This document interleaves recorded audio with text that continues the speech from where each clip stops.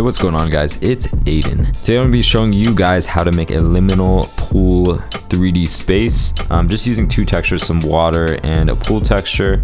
I'm just going to show you my process. Just keep it really basic and really simple. All right, now that you're in Cinema4d, we're going to start modeling a basic interior. So you're going to want to get started with a cube. So up here on this tab, so we're going to want to stretch this out a little bit. Model it out a little bit. So we got our cube right here. And I can actually just go ahead and make this editable. So I'm going to click the top button up here, or you can just click C. And now we can edit all the polygons here. I'm going to select the bottom face here. And I'm just going to set this to 0 on the Y axis. There we go. And we have our interior. I'm going to start making cuts on this right now. So I do want to have a pathway going down this way, and I do want to extend this out a little bit more. So to do that, I'm going to make a cut inside the cube. So I'm going to go here, I'm going to press M, and then I'm going to click L, and it brings up this tool to cut the polygon in different ways. So I can cut it this way. I'm going to cut it right here, and I'm going to cut it this way. So I'm going to make two different cuts in this cube like this. And now I can grab this separate face since I've split the polygon. And I'm actually going to change the display mode up here to lines, so I can just see where all my lines are. I'm just going to grab this and drag it out. And we have this extra hallway right here. So that's what we want. Okay, so we have this. We have our weird shaped room. So I'm going to go ahead and just get rid of the top here because we don't need it. And now we have our interior. So I'm gonna go ahead and do a couple cuts because we're gonna make stairs here. Just make a couple more cuts down here. So I'm gonna do one right here. I'm actually gonna make a cut here first. And then I'm gonna do a couple more cuts inside here. I'm gonna bring up this dialog over here. And you have some settings over here for the loop cut. So you can increase the number of cuts here. I'm gonna change the display mode again. And then I think that might be too much. You can do like that. That looks good to me. Okay, so for the stairs, I'm just going to select everything basically, but this platform on the top. I'm going to get my extrude and just offset it down, put it down 25, apply, select everything but that, new transform, select everything but this one, new transform, and just keep doing that. Okay, so now we have this stairway down basically, and it's all clean topology. Everything is very clean. So I think what I'm going to do now is just extend these walls out a little bit more because they're kind of a little bit too small. So just grab this and drag this out. Drag it out enough. So I'm going to go ahead and select this side too and just drag it out and make sure I'm not selecting this. Come on. There we go. And we're going to just drag this wall out a little bit further. Okay, and now we have this interior. So for my render settings, I'm just going to go ahead and make sure before I add the camera, I'm just going to make sure my size is correct. So for Instagram, I normally do A size. So I'm going to put this on print and then go to A5 just like that, and we have a resolution set. I'm just going to make sure these numbers are reversed. 21. So it's a portrait, not landscape. We don't want landscape, so I'm going to go ahead and grab my Octane live viewer, and there we go, it's in. I can put this into Octane. I'm just going to lock this so the live viewer, it stays at the resolution we set, so that's the A size. So we have it set there, and I'm going to set this to path tracing. Okay, just to extend this out, you can see how this looks paper thin right here. We don't want this. We want to add some thickness to these walls right here. So I'm just going to go to my edge selection. I'm just going to go to the move tool, and I'm just going to double click this edge in this piece right here. And I'm going to use the same method of extrusion. So I'm going to hold control and just drag this up. We're adding some thickness so they do not look like paper from the inside at least. I'm actually going to drag this hallway up to make it a little bit larger. So I can go ahead and select the rim here by double clicking, select this edge right here, holding shift. And I just want to drag all these edges up with it. So I'm gonna go here and now I can drag everything up. You can see here, it's moving everything upwards. So the next thing I normally do is focus on lighting after getting all the basic elements of the scene in. So we're gonna go here and we're gonna go to objects, lights, and then bring in a Octane daylight. So you can see now we can position our sun by rotating this sun object right here. I'm going to move this to -90 and kind of just tilt this down a little bit. You can see we get some light coming in from the side. I maybe want a little bit of light on the stairs there, like just like that, and maybe some on this back wall. Okay, so I'm pretty happy with that. So for the Octane daylight, we can go into the settings a little bit and just mess with it here. Sometimes I up the sun size to soften these shadows a little bit. It depends if you like hard shadows. I like soft, so I'm gonna turn this up to around 15. I think 15 is good. Okay, so I'm gonna add some water in this because we're making a pool scene. So I'm gonna grab a plane, just move it down slightly below 0, maybe just below that top step right there. And then I'm gonna drag this out, drag this like this way. So we're gonna add a new texture. We're gonna add a water texture. So this is our first texture.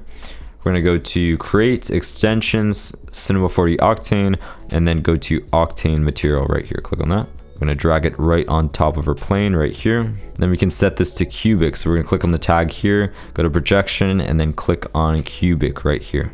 And that's just so when we apply any sort of texture on top of this, it's not gonna be stretched out at all with our plane. It's gonna be mapped on cubically. We're gonna go into the material here by double clicking. So right now we want to set this material type to specular.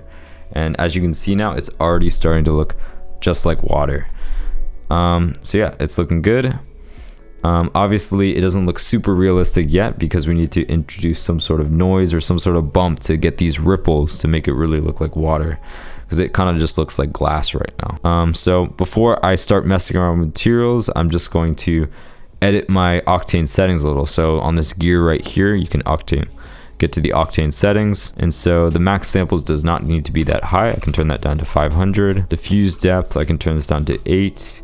Specular depth, this can be on 8 too. All right, so the GI clamp, I'm not really sure what this is, but I always turn it down below 100. You don't get all these noisy artifacts. So I usually go with like 50, 25 works. I think 25 is fine for this scene. I can turn on alpha channel, so that's just gonna make this part alpha. And if you want to view the alpha channel, you can just go to options, and then there's this checkbox here that says show alpha. So you can see where the image is gonna be transparent, because we want to keep the sky separate from the actual scene. So just keep that transparent, and alpha channel is checked right here. So that's what we want. So for now, everything is good. You can get out of that. This water right here, we want to go into the settings of the texture and just edit it a little bit more here. So common, on the common tab, just keep smooth checked. We're gonna enable fake shadows, and that's gonna let a lot more of the light pass through and not get scattered, and it's just gonna render a lot faster and look a lot better. The last thing is we are going to go back in here and we're going to enable bump. So you can go here and you can either use Octane's noise, or you can even use Cinema4d's built-in noise. So I'm gonna go ahead and use that by clicking here and then just clicking noise on the bump channel, and I'm gonna go into that and I can just edit some of the properties here. So I can change the global scale here, for example, from 100 to let's say 500, and you can see it's gonna make the noise a lot bigger. I think that's a little bit too big. We can go to 250 maybe. I think 250 looks good. You can see some of the ripples here and the lighting a little bit in the water. So I think that looks good. I think we can change this maybe to turbulence, and you can see there's actually a little bit more detail there. I kind of like that more. I'm gonna up this to 300, I think. And yeah, I think that's looking good. I think that looks like water. Trying to go as simple as possible. So I think that's all for the water. For the walls, we're gonna need a texture for that. So you can find a pool texture online. For this, I'm going to be using Bridge or Megascans library for that. So I'm gonna open up Bridge, and you can see I already have these 2 swimming pool textures downloaded. But yeah, Megascans is really awesome. If you don't know about it, it's just a bunch of really high quality photo scan textures, so definitely check them out. So you can just export this texture directly into Cinema4d, but for the sake of this tutorial, I'm going to keep it simple and just do the texture manually. So I'm going to create a new Octane material, just like we did before. Apply that directly to the wall, so by dragging and just dragging it directly on there. I'm going to set the mapping to cubic. I'm going to go into the texture here. I'll go to basic and then go drop into the node editor right here. So click on that. We're going to open this, make it a little bit bigger so we can see everything. And you're left with this Octane material box right here. I'm going to drag in the maps we only need. So we only need the color or albedo texture. I can bring in the normal map, just the normal map and the image texture. But if you don't have a normal map, that's probably okay. It's just to introduce a little bit more detail, which is in return going to make it a little bit more realistic. So you can just drag both those into their slots. So we put that in there, and you can already see we have our texture here. It's a little bit small, and you can see some of the repetition. To get rid of that, I think we can go ahead and go into this cube here, click on the tag right down here. We can go ahead and just make the tile size smaller. So we're gonna go here. Or actually, this is making the tile size bigger. So you can see the texture is increasing in scale here as I lower this number on the tiles U and the tiles V. And make sure these 2 numbers are the same if you want your texture to be not stretched out. I'm just turning this down until I find something I like. So I like that scale right there. I think that's a good scale. Maybe 0.55. So we have that. I think the texture is maybe a little bit dark. So to brighten that, apply a filter on top of this diffuse. So to do that, we're going to just bring up a color correction, and we're going to drag that in, and we're going to drag that on this wire right here, and we are going to edit this diffuse texture, and we're going to turn the gamma down. I'm going to turn it to about 0.7, and you can see how it is, by lowering the gamma, it has lightened the texture up. I think I'm going to make this texture glossy. So I'm going to go back into basic, and then from material type, I'm going to change this to glossy.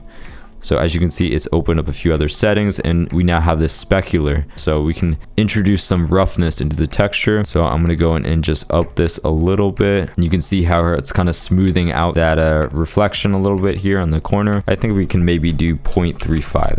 That looks good to me. And then we can make it even a little bit more realistic by introducing some of our own roughness from this diffuse texture. I'm just going to have a second color correction. I'm going to drag this texture right into the texture, and then drag this right into roughness. I'm going to create a custom roughness map for this. So I'm going to solo this node so you can just see this channel basically. To do that, you're going to right click and just click on solo node. So that's what I've done there, and you can see just the texture from this channel. So you can see here, I can see the changes. I'm going to go ahead and up the contrast, and we don't need all this color data. It's just useless. So I can go ahead and just turn the saturation down, because roughness maps do not use any sort of color, and they just use black and white. So this is just going to give the data for the black and white points where we want it to be more rough and where we want it to be less rough. So we're going to run that in and just kind of mess with the gamma a little bit. I want to edit this in a way where we get a good balance of both of them. So I can up the contrast quite a bit here. And just, I think that's good right there. Disable solo. And you can see it adds a little bit of variation in the roughness, and that's exactly what we want. And obviously we don't want the index that high, so I'm going to turn it back down. I think maybe an index of 2 would be good here, maybe even 3, get a little bit more reflection. Now that we got our pool texture in, we can go ahead and save the project. Don't forget to save, because Cinema4d does crash quite a bit. So I'm going to go ahead and add in a Octane camera. So go up here to objects, Octane camera, and now I'm free to adjust the composition a little bit here. I'm just going to move the camera around a little until I find a position that I like. I kind of want this left side wall in this shot too. Okay, I'm liking how that's looking. I can probably adjust the rotation of this camera, so bring it up to 0 on this axis, and down here you can just edit the camera's rotation. So No, we want it at maybe -16 maybe. We can also adjust the camera's focal length here, so I can go ahead and click on the Octane camera, and there's this focal length down here. Let's find something that we like here. I think 30 is good. I'm gonna keep it at 30. So yeah, I think I'm gonna do one more thing, is just introduce a light coming from this hallway over here. So I'm gonna go to objects right here, lights, then go to Octane area lights. I'm just gonna turn this left, so I'm gonna go to my rotate tool, grab the side, and then hold shift so I move it evenly, and it's gonna move by 5s until we get it to 90. So it's facing directly on the Z axis. I'm gonna drag it down here and just make sure this is aligned with the tunnel. So I'm gonna go into my views mode by clicking at this top corner up here and just drag it on the top down. Just drag it so it's facing this tunnel, it's inside this tunnel. So on the Octane light, you can click on the little tag here and you can adjust the power down here. It's way too bright right now, so we're gonna turn it down to maybe 10. And you can see it looks a lot better. I'm gonna move it back just a little bit. I can adjust the sampling right here, which is gonna eliminate some of the noise that the light produces. So you can see we have a light now coming. We can even adjust the temperature here, do something warmer maybe. It's gonna add a little bit more color into the scene. So as far as the camera settings go, you can click on the Octane camera up here and click on the tag. So in the camera imager tab up here, you're gonna want to check this box that says enable camera imager. And then I already have some settings tweaked right here, as you can see. So my highlight compression right here is turned all the way up. And this is just gonna compress your highlights quite a bit and just give you a little bit more room in editing or in post for just bringing back a lot of that detail. And then my response is set to linear right down here. So from the RGB mode, the sRGB set to linear right here. And then I have my gamma set up to 2.2 because when you change the response to linear, you're gonna have to up the gamma a little bit. So 2.2 is what you should set it at. And yeah, that's just gonna give you a lot more neutral color profile for working in post. So for the export settings, I have them all set up right here. I just have the file path here, saving it as PNG so we can preserve that transparency and not TIFF, because TIFF is not transparent. It doesn't have that data. So we want to keep this sky area transparent. And I have the depth set to 16-bit, which is the highest for PNG. Color space set to linear. I have alpha channel enabled here. And that's pretty much it for this save tab. And then in the Octane settings, I've just left everything here default.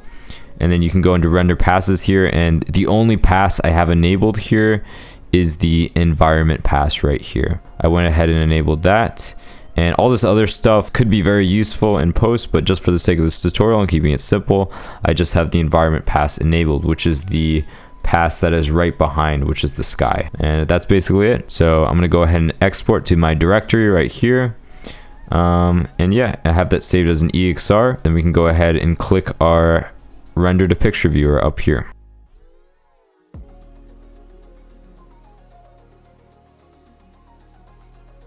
Okay, so I can go ahead and drag my EXR directly into Photoshop.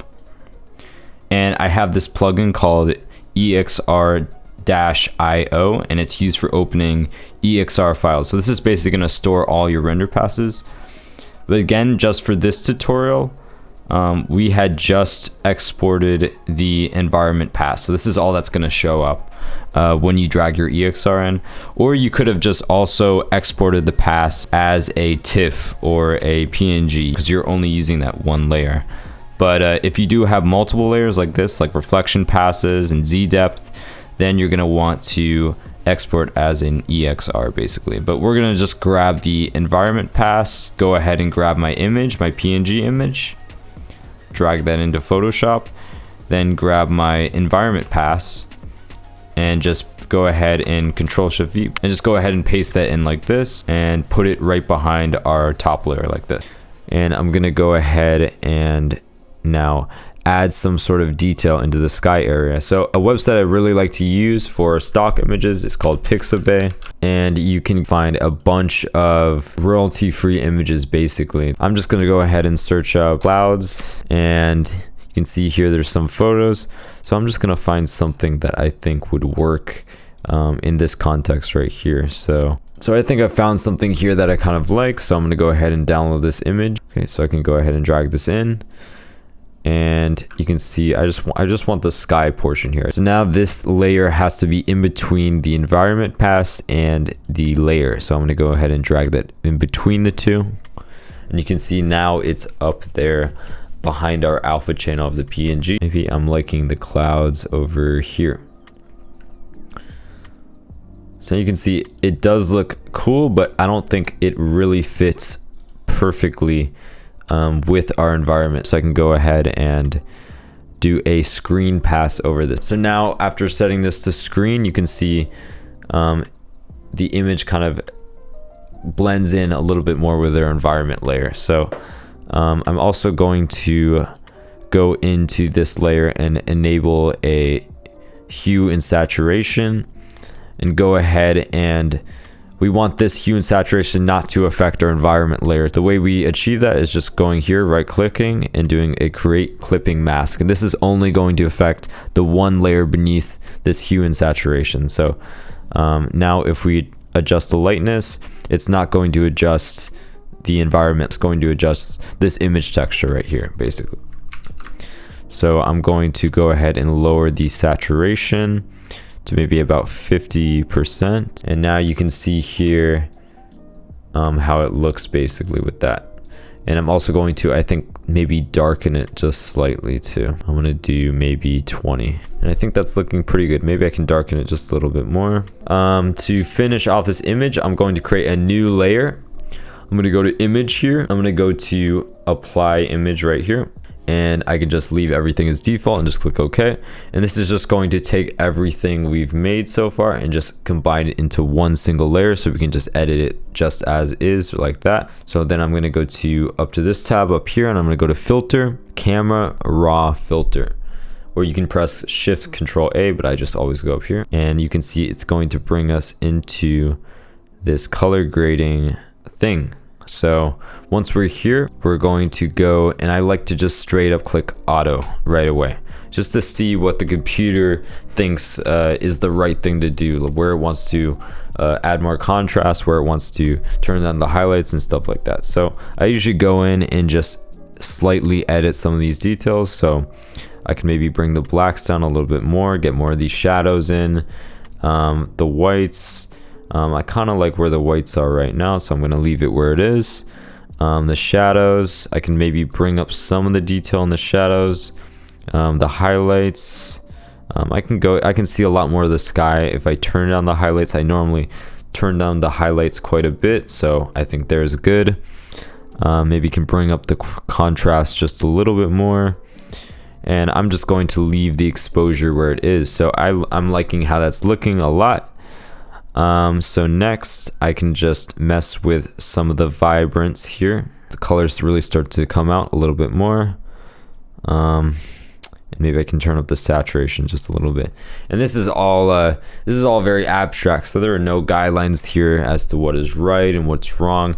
It's just all your what you think looks good basically. Another thing I like to do is just crush up some of the blacks.